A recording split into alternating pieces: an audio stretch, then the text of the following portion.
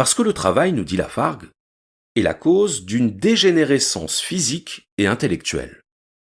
En un mot, le travail nous détruit. Et pourtant, nous dit Lafargue, les travailleurs aiment le travail. Autrement dit, ils aiment quelque chose qui les détruit. Il y aurait donc, selon Lafargue, un masochisme prolétarien. Un jouir dans la douleur, pour reprendre l'expression de Dany Robert Dufour.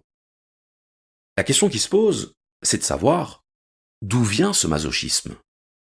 Autrement dit, comment l'amour du travail a-t-il réussi à coloniser autant les esprits, y compris de ceux qui en souffrent? La réponse de Lafargue, c'est que la valeur travail est défendue par les 3 corporations qui façonnent l'opinion. Ces 3 corporations sont les économistes, les moralistes et les prêtres. Les économistes, ça on l'a vu tout à l'heure, la glorification du travail est leur métier, en particulier du travail des autres, puisque plus les ouvriers travaillent, plus les propriétaires s'enrichissent. Donc quand les économistes disent que le travail mène à la prospérité, ce qu'ils ne disent pas, c'est qu'il mène à la prospérité des bourgeois. Donc, premier défenseur de la valeur travail, les économistes. Deuxième défenseur de la valeur travail, les moralistes.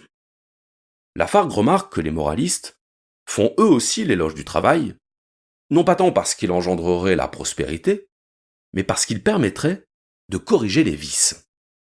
Le travail ferait de nous des gens plus droits, plus honnêtes, plus raisonnables. Il nous détournerait des passions.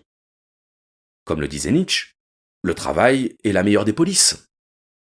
Parce qu'il nous épuise de nos forces et parce qu'il nous détourne de la révolte.